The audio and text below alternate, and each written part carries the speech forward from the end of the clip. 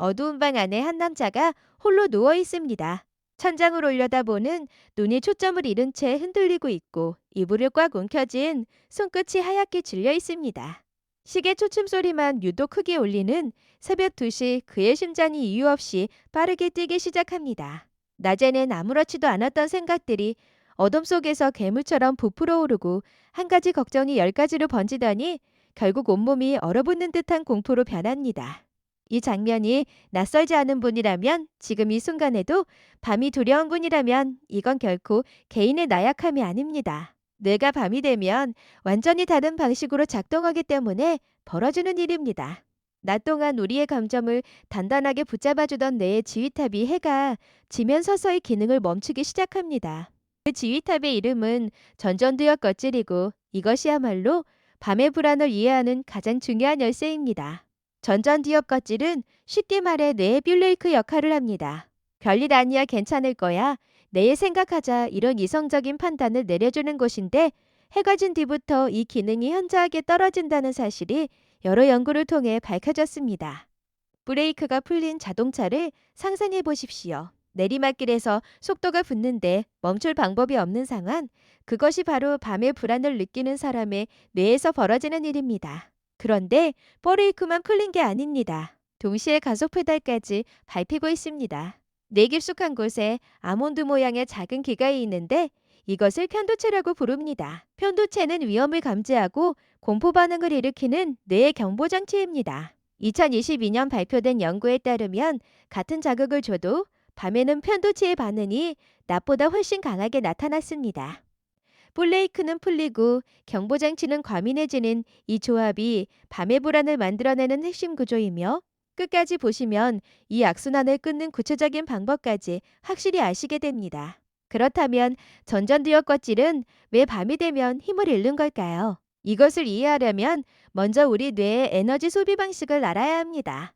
뇌는 몸무게의 2%에 불과하지만 전체 에너지의 20%를 소비하는 대식가입니다. 그 중에서도 전전두엽 껍질은 가장 많은 에너지를 잡아먹는 부위입니다. 아침에 충분히 충전된 상태로 하루를 시작하지만 업무와 인간관계와 수많은 판단을 거치면서 이 에너지가 빠르게 소진됩니다. 마치 아침에 100% 충전된 전화기를 감에 확인하면 10%밖에 남지 않은 것과 같은 원리입니다. 에너지가 바닥난 전전두엽 껍질은 감정을 억제하는 능력이 급격히 떨어지고 그 빈자리를 편도체가 채웁니다. 이것은 의지력의 문제가 아니라 뇌의 물리적 한계이며 전전두엽이 지쳐서 내려놓는 순간 편도체가 무대를 차지하는 것은 필연적인 결과입니다. 여기에 또 하나의 핵심 요소가 개입합니다. 바로 코르티솔이라는 스트레스 호르몬입니다. 건강한 사람의 코르티솔은 뚜렷한 하루 리듬을 따릅니다. 아침에 가장 높은 수치를 보이며 몸을 깨우고 오후에서 저녁으로 갈수록 서서히 낮아져서 밤에는 바닥 수준으로 떨어지는 것이 정상입니다. 그런데 만성적인 스트레스에 시달리는 사람은 이 리듬이 완전히 무너집니다. 낮에 높아야 할 코르티솔이 제대로 올라가지 않아 하루 종일 피곤하고 반대로 밤에 낮아져야 할 코르티솔이 떨어지지 않아 뇌는 지쳤는데 뇌만 말똥말똥한 상태가 됩니다.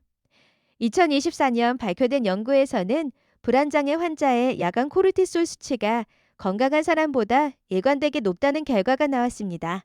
이건 단순히 걱정이 많아서가 아니라 호르몬의 시계 자체가 고장난 것입니다. 코르티솔이 높은 상태에서는 교감신경이 활성화되어 심장 박동이 빨라지고 근육이 긴장하며 호흡이 얕아집니다. 잠을 자야 할 시간에 몸은 전투태세를 갖추고 있으니 불안이 치솟는 건 당연한 결과입니다. 여기에 세 번째 거대한 요소가 합리화입니다. 뇌과학에서 기본값 모드 연결망이라고 부르는 뇌의 특수한 회로입니다.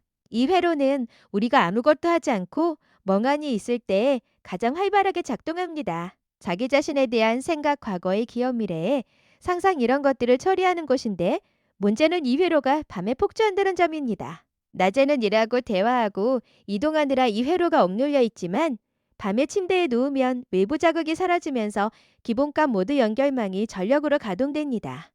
불안이 높은 사람일수록 이 연결망의 활성도가 비정상적으로 높다는 연구 결과가 있습니다. 쉽게 말하면 뇌가 알아서 걱정 재생 목록을 자동으로 틀어버리는 것과 같습니다. 오늘 있었던 실수가 떠오르고 내일의 면접이 걱정되고 1년 전에 한 말이 갑자기 부끄럽게 느껴지는 그 모든 현상이 기본과 모두 연결망의 작동 결과입니다. 더 무서운 것은 이 회로가 편도체의 기업 창고인 해마와 강하게 연결된다는 사실입니다.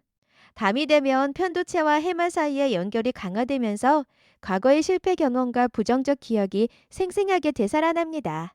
낮에는 흐릿했던 기억이 밤에 유독 선명하게 떠오르는 이유가 바로 이 신경 연결의 강화 때문입니다. 단순히 조용해서 생각이 많아지는 게 아니라 뇌가 구조적으로 부정적인 기억을 끄집어내는 방향으로 작동하고 있는 것입니다. 이제 왜 밤에 불안한 생각이 꼬리에 꼬리를 물고 이어지는지 그 구조가 보이기 시작할 것입니다. 전전두엽 겉질이라는 뼈레이크가 풀리고 편도체라는 경보장치가 과민해지고 코르티솔이라는 스트레스 호르몬이 높게 유지되고 기본과 모두 연결망이 걱정 대상 목록을 자동으로 틀어대는 이 네 가지가 동시에 벌어지는 시간대가 바로 밤입니다.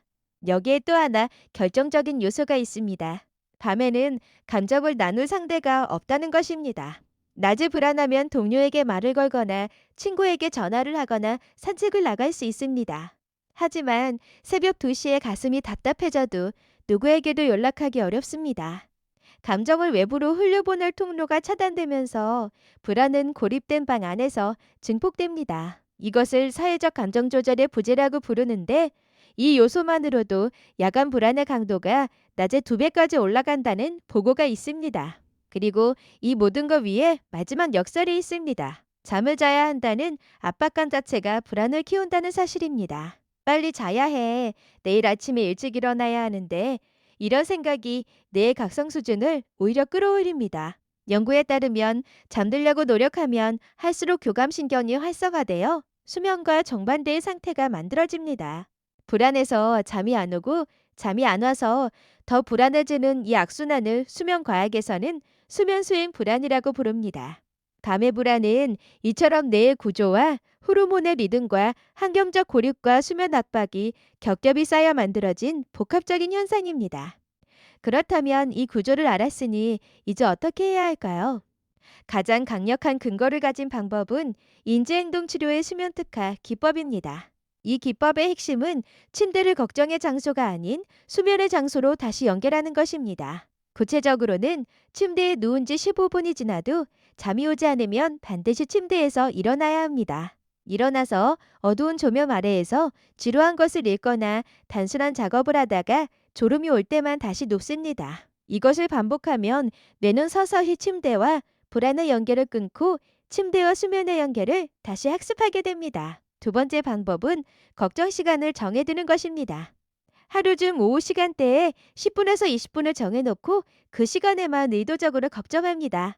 걱정거리를 종이에 적고 대응 방안도 함께 적으면 뇌는 이 문제를 처리했다고 인식합니다. 반의 걱정이 떠오르면 이미 처리했으니 내일 걱정 시간에 다시 보자고 스스로에게 말하는 것만으로도 기본과 모두 연결망의 폭주로 줄일 수 있습니다. 세 번째는 호흡입니다. 들숨 4초 멈춤, 7초 날숨, 8초의 비율로 호흡하면 부교감 신경이 활성화되어 심장 박동이 느려지고 근육의 긴장이 풀립니다. 이것은 편도체에 직접 신호를 보내 경보를 해제하는 효과가 있습니다. 네 번째는 빛의 관리입니다. 아침에 일어나자마자 밝은 빛을 30분 이상 쬐면 생체 시계가 정확하게 맞춰지면서 밤에 코르티솔이 자연스럽게 떨어지도록 유도합니다. 반대로 저녁에는 해가 진 뒤 2시간 전부터 푸른 빛을 차단하면 수면 호르몬인 멜라토닌의 분비가 원활해집니다. 5번째는 신체 운동인데 반드시 잠자리에 들기 3시간에서 4시간 전에 맞춰야 합니다. 운동 직후의 각성 효과가 사라진 뒤에 남는 것은 불안을 줄이는 효과뿐이기 때문입니다. 6번째로 절대 해서는 안 되는 것이 있습니다. 술로 잠을 청하는 행위입니다. 술은 처음에 잠들게 해주는 것 같지만 수면의 구조 자체를 파괴합니다. 깊은 잠의 비중이 줄어들고 새벽에 자꾸 깨게 되며 깰 때마다 불안이 더 심한 상태로 돌아옵니다. 마지막으로 가장 중요한 이야기를 하겠습니다. 밤의 불안은 여러분이 약해서 생기는 것이 아닙니다. 뇌의 툴레이크가 풀리고 경보장치가 과민해지고 호르몬이 교란되고 걱정 회로가 폭주하는 이 모든 것은 뇌가 여러분을 지키려고 벌이는 과잉 방어입니다. 수만 년 전 어둠 속에서 맹수의 습격에 대비해야 했던 시절에는 이 반응이 생존에 필수적이었습니다. 다만 그 오래된 방어 체계가 현대의 안전한 침실에서도 여전히 작동하고 있을 뿐입니다. 그러니 밤에 불안이 찾아오면 자신을 탓하지 마십시오. 대신 이 영상에서 말씀드린 방법들을 하나씩 적용해 보십시오. 뇌는 반드시 다시 배울 수 있고 밤은 다시 쉼의 시간이 될 수 있습니다. 지금 이 순간에도 어두운 방 안에서 홀로 불안과 싸우고 있을 누군가에게 이 이야기가 작은 위로가 되기를 바랍니다.